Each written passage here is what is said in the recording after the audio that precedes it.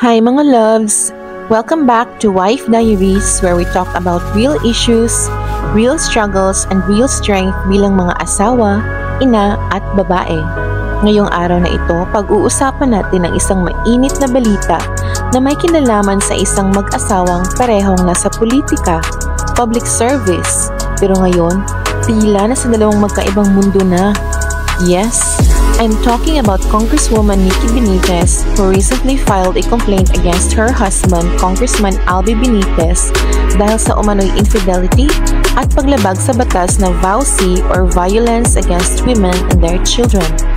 And what made this news even more explosive? Pinangalanan ni Congresswoman Nikki ang mistress ng asawa niya. Alam kong alam niyo na ito dahil mga marites kayo. Walang iba kundi ang internet sensation at phenomenal celebrity, Ivana Alawi. We are not here to tell if the issues are true or false, ha? Let us leave it to the court to decide. But we are here to talk about the power of being a legal wife. Ayon sa complaint, may romantic relationship si Congressman Alby Benitez at si Ivana Alawi kahit kasal pa si Congressman kay Congresswoman Nikki, bagamat 21 years na silang legally separated.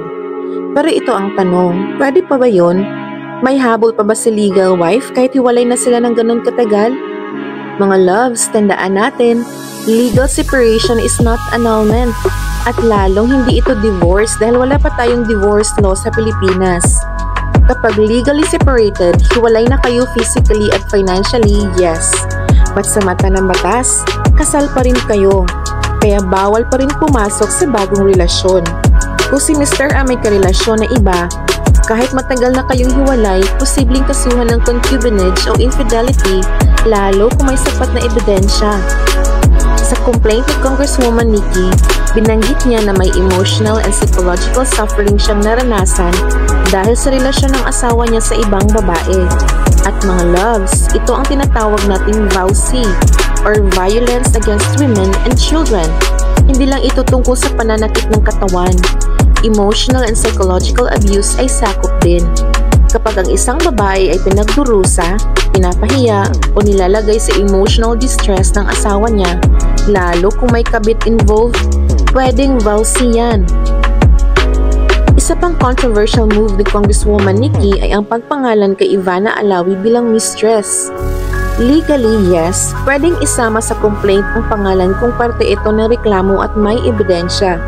Pero mga loves, reminder lang, delikado ito sa publiko kung walang court ruling pa.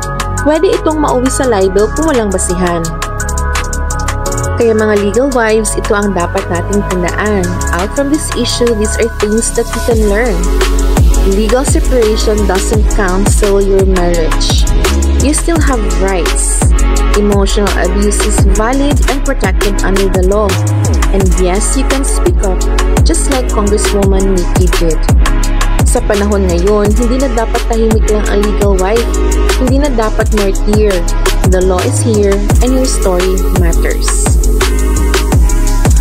Thank you for watching today's episode of Wife Diaries. If this topic spoke to your heart or if you know someone who needs to hear this, share this video, like, and comment below. And don't forget to subscribe dito sa Wife Diaries. We fight smart, love strong, and live free. See you in the next episode, mga loves. Stay loving and stay faithful. Bye-bye.